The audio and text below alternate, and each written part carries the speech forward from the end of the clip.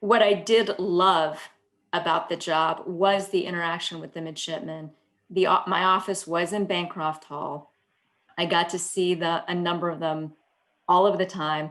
By the end of every year, I knew at least half, more than, well, actually about 100 of my 150 first class that I actually had in the battalion. I finally learned I could recognize and call them all by name.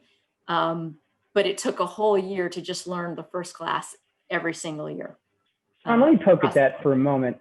So here you are. You're a post command. I want to say a commander at that point.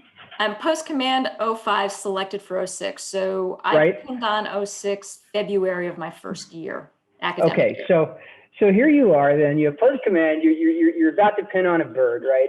And you know, you've spent well over a decade at that point, sort of, you know, not only learning how to talk to people in the Navy, but the people in the Navy have been learning how to talk to you, right? Like there's a pattern of interaction and communication that's, you know, old, centuries old. Now here you are, there's a bunch of college kids, right? So they have no idea how to interact.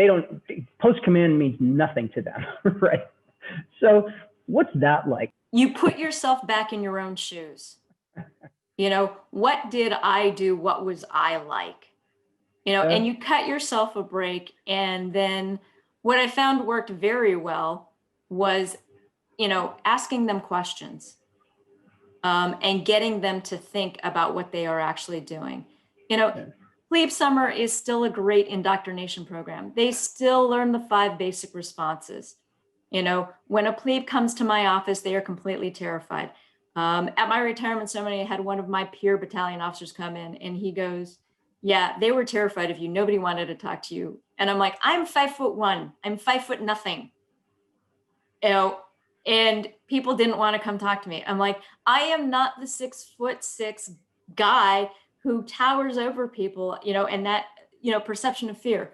But he's like, no, you had the mom look and they just did not want to come talk to you. And I'm like, yeah, they don't want to come talk to me because I would make them think and I wouldn't just say yes. And I'd make them defend their position. So, you know, that was actually a lot of the fun. And I've been able to keep in touch with a number of my battalion commanders.